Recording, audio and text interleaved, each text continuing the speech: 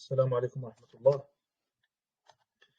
الحمد لله رب العالمين والصلاة والسلام على أشرف الأنبياء والمرسلين نبينا محمد وعلى آله وصحبه أجمعين أما بعد. On commence Inch'Allah. Donc on est à la page 95 ici. L'auteur dit rahmatullahi alayh, Ar-Riya, l'ostentation. Ar-Riya qu'on traduit en français comme étant l'ostentation. Il commence par dire la définition de Riya. Quelle est sa définition? On a la définition linguistique ici. Il dit إظهار الشيء للغير ليراه. Linguistiquement parlant en arabe, Riya, ça veut dire montrer une chose à quelqu'un pour qu'il la voie. Lui montrer cette chose de manière claire pour qu'il la voie. Et Shar'an, sa définition shar'iyya, sa définition en islam, dans la législation, c'est إظهار الطاعة للغير ليراه الناس وليحمدوه. La définition shar'iyya, législative de Riya en islam, c'est le fait de montrer l'obéissance à autrui. Le fait de montrer l'obéissance à autrui pour que les gens le voient et pour que les gens fassent ses éloges. Donc je répète, le fait de montrer l'obéissance à autrui pour que les gens le voient et pour que les gens fassent ses éloges.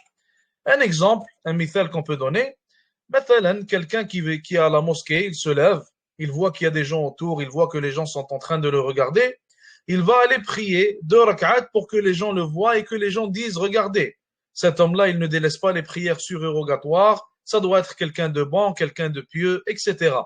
Donc là, ce qu'il aura fait, comme la définition qu'on vient de donner, il aura montré une obéissance à autrui pour que ces gens-là le voient et pour qu'ils fassent ses éloges. Donc c'est ça la définition de Riya, de l'ostentation en islam. Hukm al-Riya, quel est le jugement de Riya? Hukm al-Riya, quel est le jugement de Riya? Il faut savoir que Riya, l'ostentation se divise en deux. Il faut savoir que l'ostentation se divise en deux.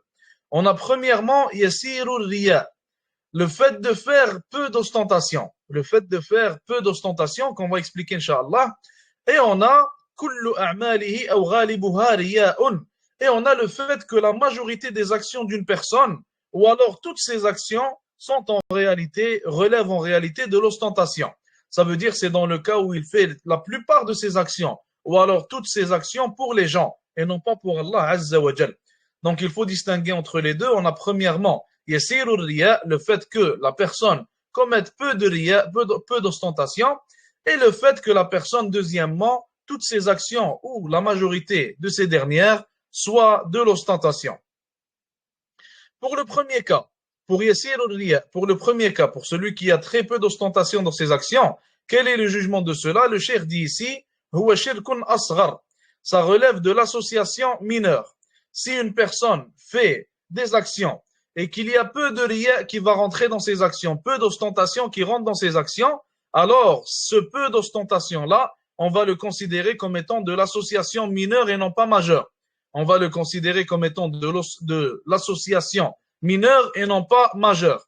Car cette personne-là, la plupart de ses actions, elle les fait pour Allah Azza wa Jal, et très peu d'actions, elle va les faire parfois pour autre qu'Allah, car elle va faiblir mathalan à un certain moment donné, elle va faiblir mathalan s'il y a des gens autour, etc. Pour le deuxième cas, le cheikh dit ici, pour le deuxième cas, pour celui dont la plupart des actions, ou toutes les actions, relèvent de l'ostentation, alors dans son cas, on va considérer ça comme de l'association majeure et non pas mineure. On va considérer ça comme de l'association majeure et non pas mineure. Et le cheikh, il explique ça en disant وَهَذَا لَا يَصْدُرُ مِنْ مُؤْمِنٍ بَلْ هُوَ سِمَةُ الْمُنَافِقِينَ. Il dit que c'est impossible qu'un croyant, une personne qui croit en Allah Azza wa Jal, fasse en sorte que toutes ses actions soient pour autre que lui, ou alors leur majorité. Le croyant, il peut tomber dans des erreurs, c'est possible. Le croyant peut tomber dans des péchés. Le croyant peut tomber, il n'y a aucun problème avec ça. Et tous les croyants commettent des péchés d'ailleurs. Il n'y a personne qui est infaillible et qui ne commet pas d'erreur. Mais le fait que la personne fasse en sorte que toutes ses actions soient pour autre qu'Allah ou alors leur majorité, alors ça en réalité ce n'est pas une qualité parmi celles des croyants, mais plutôt c'est une caractéristique parmi les caractéristiques des hypocrites, des munafiqin.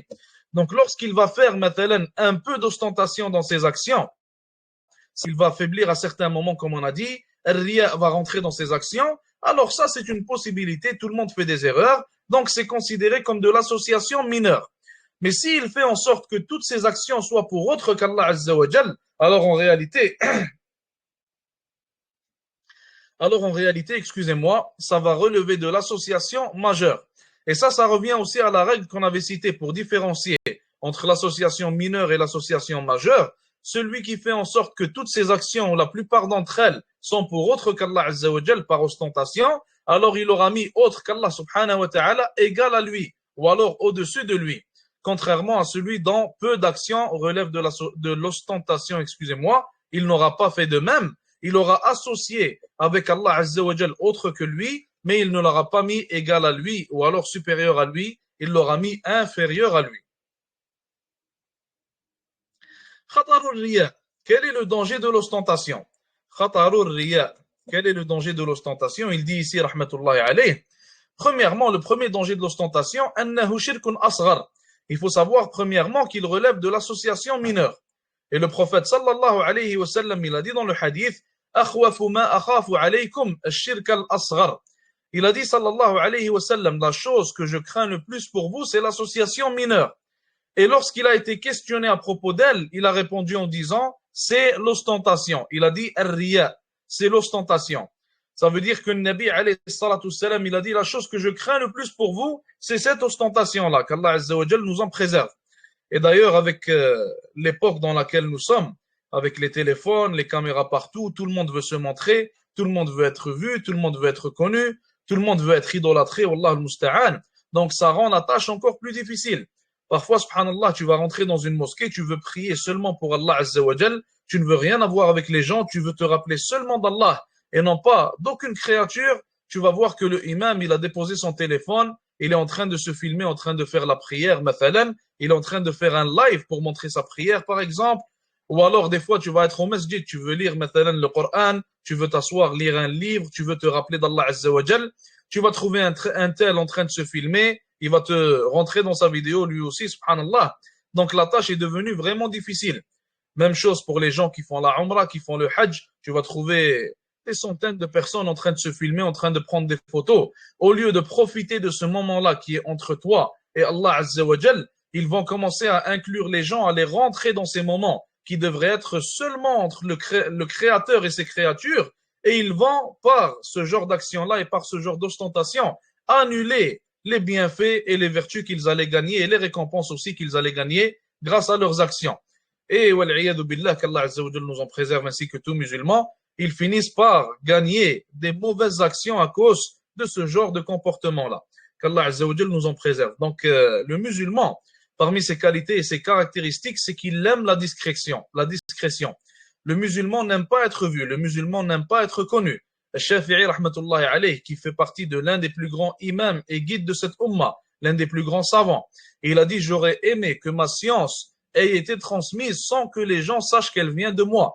Abdullah ibn al-Mubarak rahmatullahi alayh, à chaque fois qu'il allait faire le djihad, il cachait son visage, il ne voulait que personne le voie et il ne voulait que personne le reconnaisse. Et un jour, il y a une histoire qui est rapportée à propos de l'un des salafs. Les gens se sont mis à crier son nom pour l'appeler. Et cet homme-là, subhanallah, il ne voulait pas être vu par les gens. Donc il s'est mis dans la foule et il a commencé à crier son nom lui aussi et à faire comme s'il était en train de s'appeler avec eux, car ils ne l'ont pas reconnu et ils ne le connaissaient pas. Donc le musulman, il n'a pas besoin et il n'a pas envie d'être connu. Il n'a pas envie de se filmer et d'aller dans la rue, les gens le reconnaissent, ah salut, c'est toi qui fais des vidéos, c'est toi qui fais ci ou ça. Le musulman n'en a rien à faire de cela. Tant qu'il est connu par Allah Azza wa Jal, alors tout ça, c'est des futilités à ses yeux. Et lorsque le cœur, lorsque l'amour de la popularité, l'amour de l'ostentation rentre dans le cœur, alors elle va complètement le saccager et elle va faire sortir la foi de ce cœur-là. Et combien de gens sont devenus des murtaddin, des apostats? Combien de gens ont délaissé l'istiqama, ils ont délaissé l'application de la religion par amour de la popularité, par amour des vues, par amour d'être connus, par amour que les gens parlent d'eux, etc. Qu'Allah Azza wa Jal nous en préserve encore une fois. L'être humain, le musulman, cherche seulement la satisfaction d'Allah Azza wa Jal et ne cherche point d'autre chose. Deuxièmement, deuxième danger. أنه لا يغفر إذا لم يتب منه صاحبه. Il a dit ici, le shirk al-asghar, l'association mineure, n'est pas pardonnée. Si une personne meurt la commettant et sans s'être repenti de cette dernière. Si la personne ne s'est pas repentie de l'association mineure et elle meurt sur ça, alors elle n'est pas pardonnée. Qui peut m'expliquer ça? On a déjà expliqué ça auparavant dans les cours passés. Qui peut m'expliquer ce qu'il vient de nous dire? Comment ça se fait que l'association mineure, elle n'est pas pardonnée?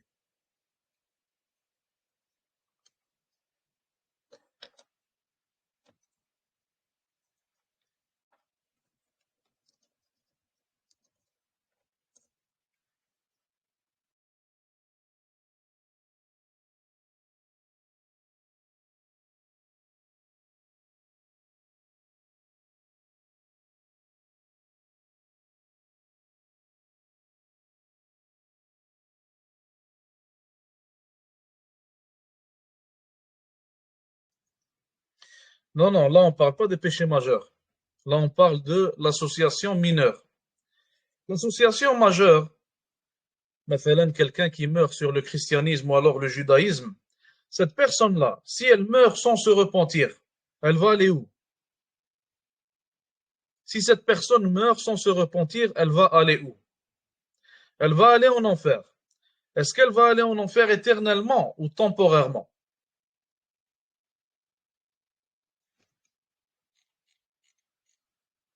Elle va y aller éternellement.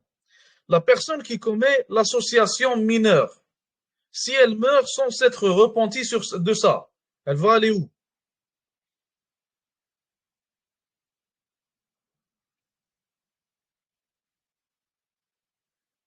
Momentanément. Est-ce qu'il y a une chance qu'Allah Azza wa Jal lui pardonne, même si elle ne s'est pas repentie de cette action?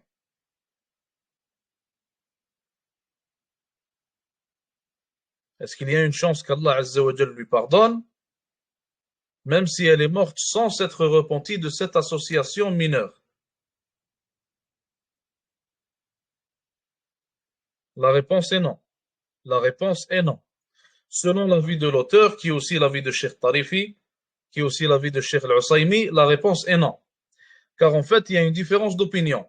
Certains parmi les savants, regardez le verset qu'il a ramené ici. Allah Azza wa Jalla a dit Inna Allah la yaghfiru an yushraka bih wa yaghfiru ma duna dhalika liman yasha.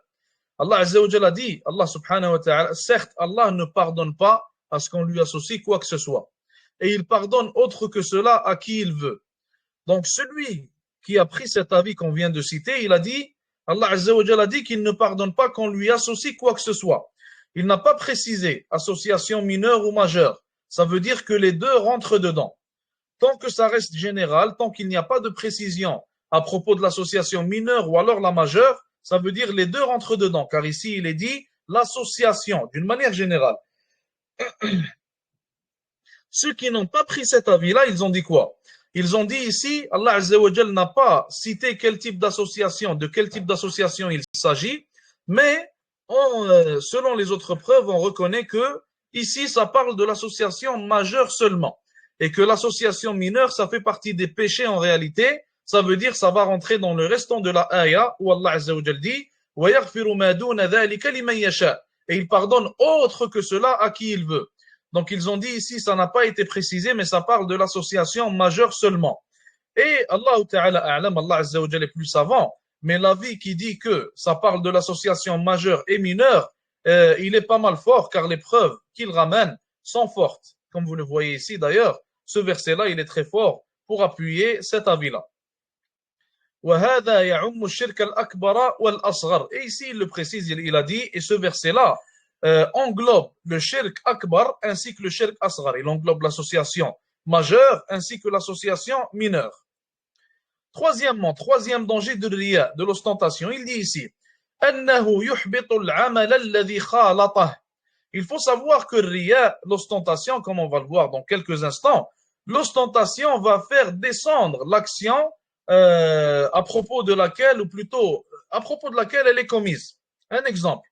Lorsque quelqu'un va faire une prière, mathalan, et commettre l'ostentation pendant cette prière-là, sans essayer de combattre cette ostentation avec son cœur, alors, ou s'il en est satisfait plutôt, alors ça va annuler cette prière qu'il vient de faire.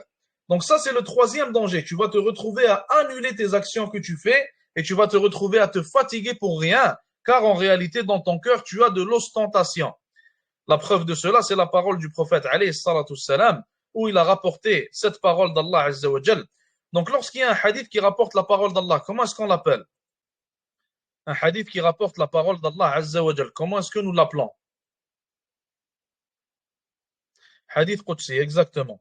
Donc dans ce hadith Qudsi, Allah azza wa jal dit: أنا أغنى الشركاء عن الشرك من عمل عملا أشرك معي فيه غيري تركته وشركه. Allah azza wa jal dit ici: je suis le plus riche des associés de l'association. Ça veut dire Allah azza wa jal, il est riche de l'association et il n'en a pas besoin. Et il ne se préoccupe pas de l'association. Et par après, Allah azza wa jal explique ce qui a été voulu par là. Il dit ici: celui qui fait une action et il m'associe, ou plutôt il associe autre que moi avec moi dans cette action-là, taraktuhu wa shirkah, alors je le délaisse ainsi que son association. Ce qui veut dire que si une personne commet une action et elle associe Allah azza wa jal dans cette action-là avec autre que lui, alors elle aura annulé cette action car Allah azza wa jal ne l'acceptera pas et Allah azza wa jal la rejettera. Tant que l'action n'est pas purement et seulement pour Allah subhanahu wa ta'ala, il la rejettera et ne l'acceptera pas. Quatrième danger. أنه أعظم من فتنة المسيح الدجال. Quatrième danger, c'est que الرياء, l'ostentation, est pire que la fitna de al-Masih al-Dajjal. Et cette parole-là, ou plutôt ce qu'il a dit ici, c'est tiré du hadith du prophète alayhi salatu wassalam, où il a dit: ألا أخبركم بما هو أخوف عليكم عندي من المسيح الدجال. Le Nabi alayhi salatu wassalam, il a dit à ses compagnons radiyallahu anhum: ne devrais-je pas vous dire ce qui me fait plus peur pour vous que le Masih al-Dajjal? قالوا بلى يا رسول الله. Ils ont dit oui au prophète d'Allah, au messager d'Allah alayhi salatu wassalam. Il a répondu en disant: الشرك الخفي يقوم الرجل فيصلي فيزين صلاته لما يرى من نظر الرجل.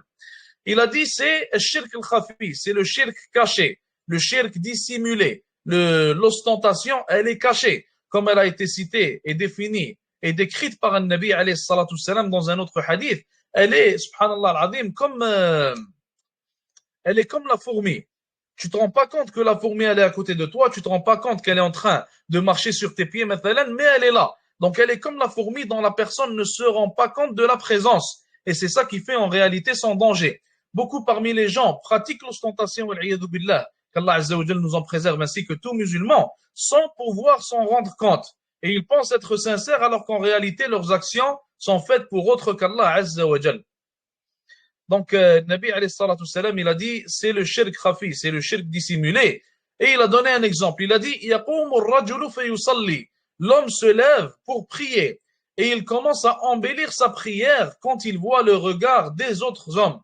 Il commence à embellir sa prière quand il voit les autres hommes le regarder. Qu'Allah Azza wa Jal nous en préserve. Maintenant, page 97. إذا خالط العمل الرياء. Si l'action, ou plutôt si l'ostentation est mêlée à l'action, si l'ostentation rentre dans l'action, alors est-ce que ça va annuler toutes les actions ou certaines? On va le voir, Inch'Allah Ta'ala, dans ce chapitre-là. L'auteur dit ici qu'Allah Azza wa Jalla le récompense, lahu thalathu halat. Il dit, si l'ostentation se mélange à l'action, alors on sera face à l'un des trois cas suivants. On sera face à l'un des trois cas suivants. الأولى, le premier cas. أن الباعث من الأصل مراءة الناس. Le premier cas, c'est celui qui est le plus simple. C'est que la personne, dès le début, elle s'est levée seulement pour pratiquer l'ostentation. Ça veut dire il a prié 2 rak'at et dès le début, avant même de commencer les 2 rak'at, il avait l'intention de pratiquer l'ostentation et il avait l'intention de les faire pour les gens. Il n'a jamais eu l'intention de les faire pour Allah Azza wa Jal. Quel est le jugement d'une personne qui fait ça? Quel est le jugement de son action? Le cheikh dit ici, فَهَذَا شِرْكٌ وَالْعِبَادَةُ بَاطِلَةٌ. Donc on a deux choses. Premièrement, le jugement de son action, c'est qu'elle relève de l'association. Premièrement, le jugement de son action relève de l'association. Deuxièmement, وَالْعِبَادَةُ بَاطِلَةٌ. Deuxièmement, et l'action qu'il va faire, elle est invalide, elle est batila. Et elle ne sera pas acceptée par Allah Azza wa Jal, elle est rejetée, tout simplement. Deuxième cas, il dit ici, الثانية, deuxième situation, أن تكون نيته لله ثم طرأ عليه الرياء.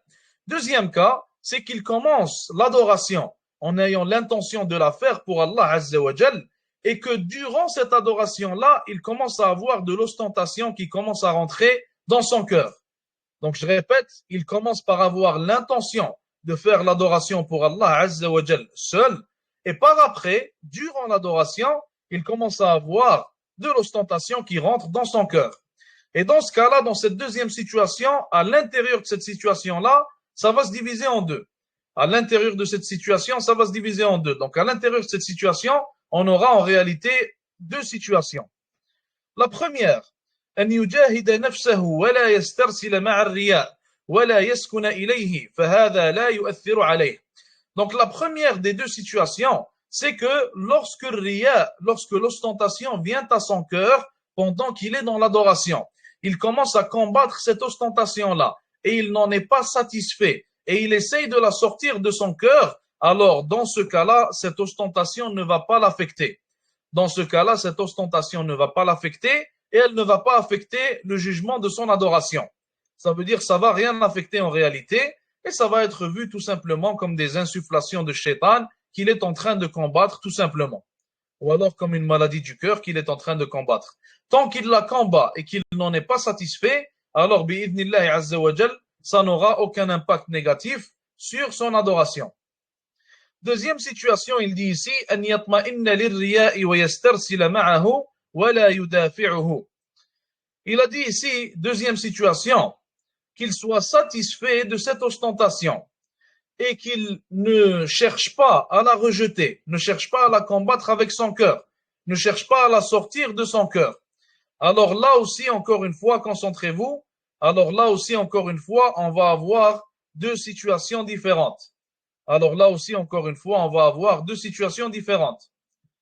Avant de rentrer dans ces deux situations-là, est-ce que tout le monde comprend?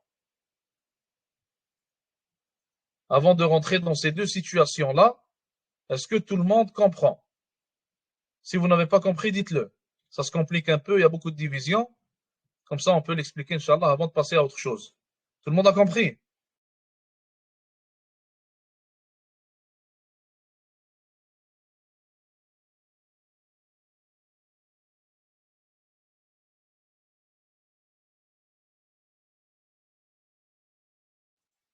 Parfait, tout le monde comprend, on passe, Inch'Allah. Donc, je répète. Le deuxième cas, c'est que l'ostentation vient au milieu de l'adoration et qu'il ne cherche pas à la combattre ni à la rejeter et il en est satisfait. Dans ce cas-là, on va être face à deux situations, dépendamment du type d'adoration qu'il est en train de faire. Dans ce cas-là, on va être face à deux situations, dépendamment du type d'adoration qu'il est en train de faire. Premièrement, إذا كان لا ينبني آخرها على أولها. Si le début de l'adoration n'est pas lié avec sa fin. Si le début de l'adoration n'est pas lié avec sa fin.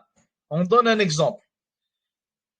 Quelqu'un qui va donner deux sadaqas. Il va donner une sadaqa maintenant, il va donner une autre sadaqa dans 5 minutes. Est-ce que les deux sadaqas sont liées l'une à l'autre ou non? Est-ce qu'on peut dire que les deux sadaqas sont une seule adoration ou alors elles sont deux adorations?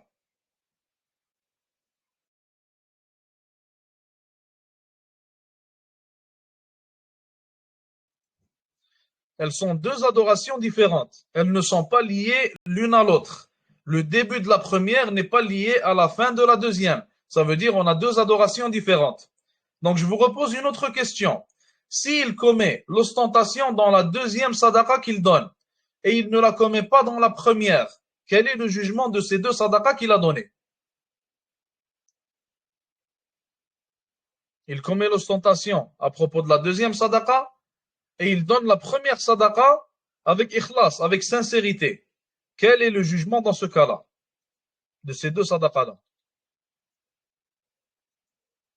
Voilà. La première, elle est acceptée, la deuxième, elle est rejetée. Car les deux ne sont pas liés. Il n'y a pas de liaison. Elles ne sont pas une seule adoration. Ça veut dire chacune a son jugement. La première, tu l'as fait sincèrement, elle est acceptée, Inch'Allah. La deuxième, tu l'as fait avec ostentation, elle est rejetée. Qu'Allah Azza wa Jal nous en préserve. Donc là, on a deux adorations qui ne sont pas liées. Donc ça, vous l'avez compris. Ça, c'est le premier cas. Que l'adoration ne soit pas liée, que ce soit deux adorations différentes, que son début ne soit pas lié avec sa fin. Dans ce cas-là, chacune des deux a son jugement, selon la manière dont il l'a fait, avec ostentation ou alors avec sincérité. Deuxième cas, deuxième type d'adoration, c'est que ce soit considéré comme une seule adoration, que son début soit lié avec sa fin, qu'il y ait une liaison. Mathalan, je vous donne un exemple. Quelqu'un prie 2 rak'at. Tu as une rak'a qu'il fait avec sincérité, la deuxième rak'a, il l'a fait avec ostentation. Dans ce cas-là, qu'est-ce qu'on dit? Est-ce qu'on dit qu'une rak'a est acceptée et l'autre elle est rejetée? Ou alors est-ce qu'on dit que ça c'est une adoration, donc toute l'adoration est rejetée?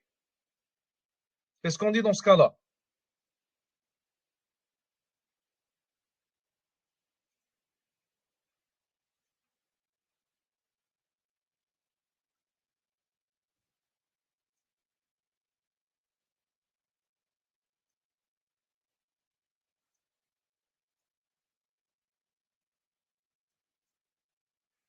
Voilà, toute l'adoration est rejetée. Toute l'adoration est rejetée car c'est une seule adoration. Les 2 rak'at sont liés l'une à l'autre. Le début de la prière est lié à sa fin. Il n'y a pas de distinction entre les deux. C'est une seule adoration et non pas deux. Ce qui veut dire que s'il laisse l'ostentation rentrer dans cette adoration, alors ça va annuler les 2 rak'at, ça va annuler la prière au complet. Donc on ne peut pas dire un bout de la prière est accepté et l'autre non, mais plutôt ça va annuler la prière au complet car elle est une seule adoration. Tout le monde a compris?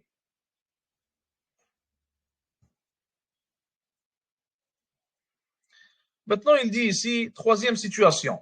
Il nous dit ici, troisième situation.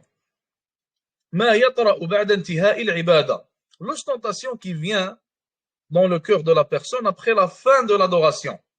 L'ostentation qui vient dans le cœur de la personne après la fin de l'adoration. Il faut savoir que cette ostentation, si elle vient après la fin de l'adoration, elle n'a aucun impact sur l'adoration. Elle n'a aucun impact sur l'adoration, mais elle a un impact sur autre chose. Sur quoi est-ce qu'elle a un impact? Elle n'a aucun impact sur l'adoration, car elle est finie l'adoration. Mais elle a un impact sur autre chose. Sur quoi est-ce qu'elle a un impact? Sur le tawhid, ok? Dis-moi ça de manière plus précise. Si je te dis sur quel membre du corps elle a un impact. Sur quel membre du corps est-ce qu'elle a un impact?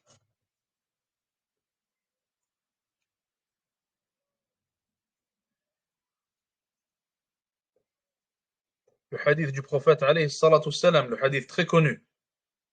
Le cœur, voilà. Le prophète sallallahu alayhi wa sallam, il a dit, n'est-ce pas qu'il y a un membre dans le corps? S'il est bon, alors tout le corps sera bon.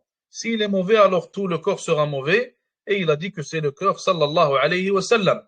Donc, même si ça n'affecte pas l'adoration de la personne car elle est finie, ce genre de pensée et ce genre de maladie vont quand même affecter le cœur de la personne. Ça veut dire, ce n'est pas parce que mon adoration elle est finie que je ne vais pas prêter attention à ce genre de maladie-là et à ce genre de mauvaises pensées-là. Plutôt, il faut les traiter, que ce soit dans l'adoration ou à l'extérieur de l'adoration. Et il nous est demandé de traiter notre cœur et de le purifier à tout moment. Et de notre mieux. De notre mieux, on fait notre maximum pour ça. Et Nabi, Allah Azza wa Jal, plutôt, excusez-moi, Allah subhanahu wa ta'ala, il a dit dans le Coran, Illa man ata Allah biqalbin salim. Seuls les gens qui seront acceptés le jour du jugement, ce sont qui? Ce sont seuls ou seulement les gens qui viendront vers Allah Azza wa Jal avec un cœur pur, avec un cœur qui est pur. Maintenant, il va citer quelques points qui sont reliés à Riya. Il dit premièrement, Mas'ala, premier point, من سمع ثناء الناس عليه ففرح بذلك وسر لا شيء في ذلك بل تلك عاجل بشرى المؤمن. Il a dit, celui qui entend les éloges des gens à propos de lui et qui est content de ça, alors il n'y a rien de mal à cela car le Nabi alayhi salatu salam, il a dit, تلك عاجل بشرى المؤمن. Il a dit, ceci est, comment je pourrais dire ça? Ceci est en réalité une félicitation avant son temps, si je pourrais traduire ça de cette manière. C'est une félicitation avec son temps, avant son temps plutôt pour le croyant. Ça veut dire que ça lui prouve qu'en réalité, il ira, incha'Allah ta'ala, s'il continue comme ça, au paradis. Et il va être parmi les gagnants le jour du jugement. Maintenant, il faut différencier. Il faut différencier. Là, on parle de la personne qui est un croyant, qui n'a pas d'ostentation dans son cœur. La personne qui est sincère. lorsque cette personne, elle entend ce genre d'éloge, alors elle sera heureuse et contente car elle sait qu'Allah Azza wa Jal est satisfait d'elle.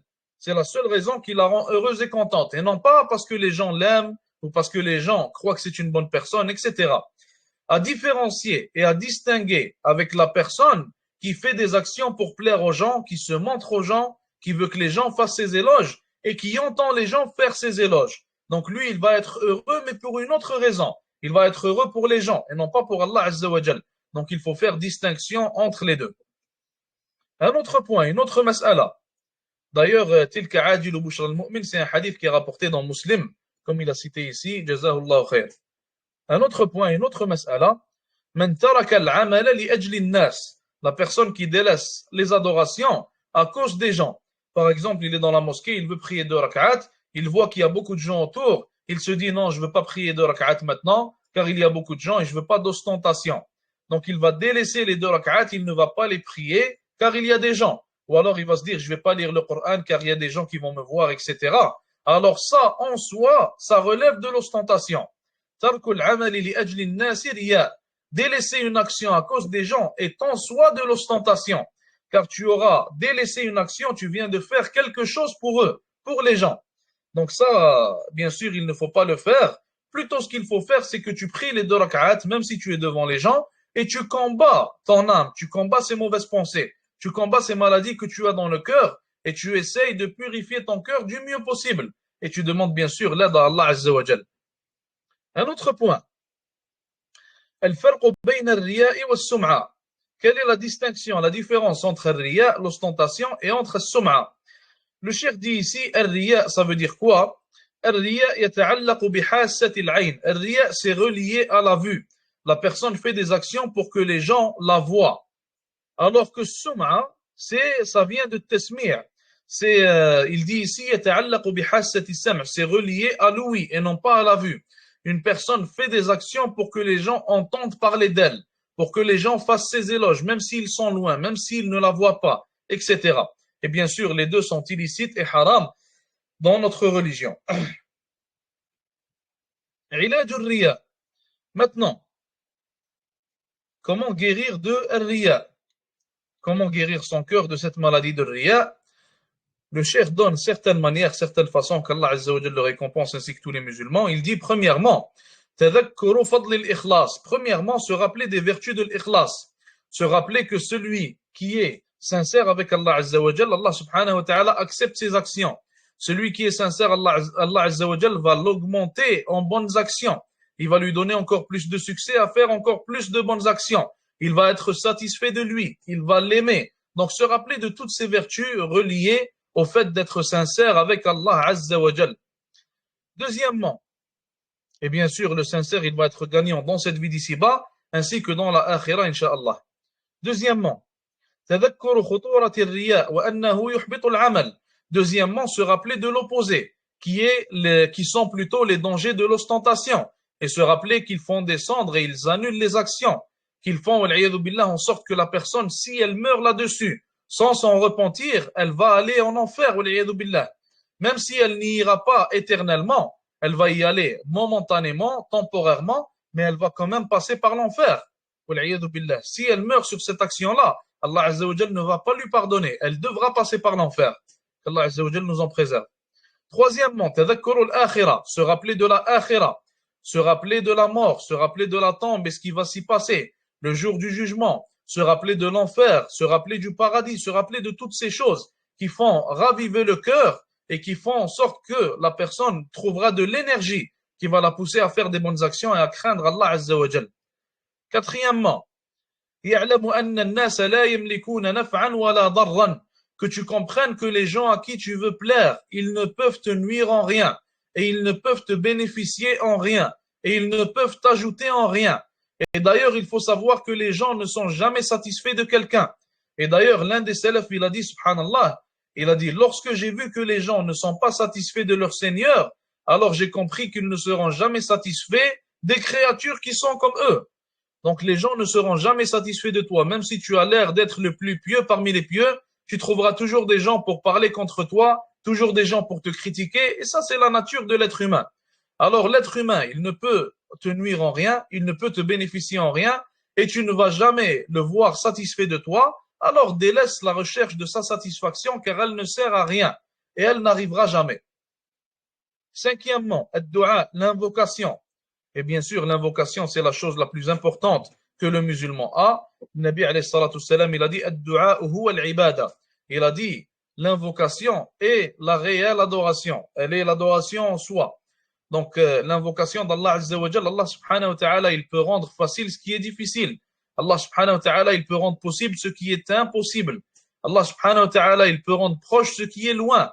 Allah Azza wa Jalla peut t'accorder des choses que tu n'as jamais cru pouvoir avoir. Donc, en réalité, celui à qui on devrait demander l'aide, celui de qui on devrait demander le soutien, c'est Allah subhanahu wa ta'ala. C'est le seul capable de nous aider. Et s'il nous aide, alors tout sera facile pour nous, bi'idnillahi azza wa jalla. Et parmi les invocations qui ont été rapportées du prophète alayhi salatu salam, il y a l'invocation suivante. Allahumma inni a'udhu bika an ushrika bika shay'an a'lamu. Wa ana a'lam. Ça c'est une autre narration, je pense. Wa ana a'lam. Wa astaghfiruka lima la a'lam. Donc, oh Allah, je cherche refuge auprès de toi de commettre l'association, d'associer quelque chose avec toi alors que j'en suis au courant. Et je te demande pardon pour ce dont je ne suis pas au courant. Et ça, il a fait en fait une image comme ça, un petit dessin qui facilite ce qu'on vient de voir. Donc en réalité, tout ce qu'on vient de voir, il l'a mis ici en tant que dessin. Donc les différents types de riya, leurs différents impacts, etc. Donc on vient de le voir, ça ne sert à rien de revoir tout cela.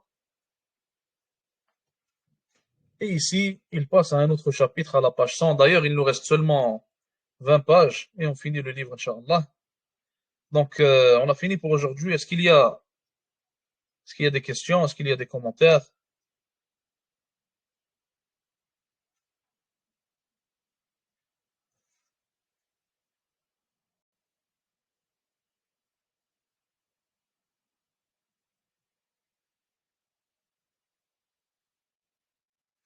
Si une femme porte le niqab ou le voile et que l'ostentation rentre au milieu de la journée, est-ce que ça annule toute la journée où elle s'est couverte? Allahu a'lam.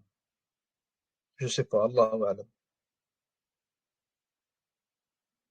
Si on se cache avant de faire un acte pour ne pas être vu, est-ce que c'est de l'ostentation? Non. Ici, on a dit que délaisser l'action pour les gens, c'est de l'ostentation. On n'a pas parlé du fait de se cacher. Ça, c'est une autre histoire. Donc, si quelqu'un allait faire quelque chose de bon et qu'il va le délaisser pour les gens, c'est là l'ostentation. Mais s'il va se cacher, par exemple, il va être plus à l'aise à prier là où personne ne le voit, il va être plus à l'aise à prier maintenant chez lui au lieu de prier les nawafil à la mosquée. Alors ça, il n'y a aucun problème avec ça, Inch'Allah. Est-ce qu'il y a d'autres questions? Est-ce qu'il y a d'autres questions?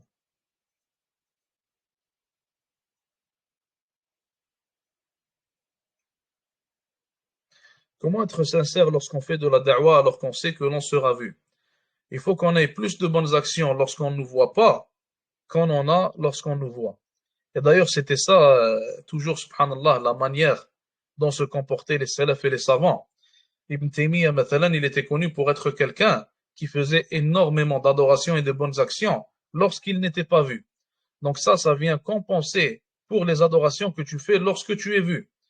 Et d'ailleurs, comme Cheikh Tarifi l'a expliqué, les adorations qu'une personne fait en secret viennent raffermir cette personne-là et viennent raffermir sa bonne intention. Et il a donné un exemple, subhanallah, il a dit que les actions faites en secret sont comme en réalité les racines de l'arbre. Plus elles sont nombreuses, plus les racines seront fortes. Et plus les racines sont fortes, plus elles vont tenir l'extérieur de l'arbre que nous voyons, qui est visible. Donc il a comparé les actions qu'on fait devant les gens avec l'arbre que l'on voit et les actions qu'on fait en secret avec les racines de cet arbre-là. Plus on fait d'actions en secret, plus les racines seront fortes et plus l'arbre tiendra et sera fort et sera ferme. Est-ce qu'il y a d'autres questions? Pas de questions, on s'arrête là pour aujourd'hui. Jazakumullahu khair. On commence pour l'autre programme dans quelques minutes. وصلى الله وسلم وبارك على نبينا محمد والسلام عليكم ورحمة الله وبركاته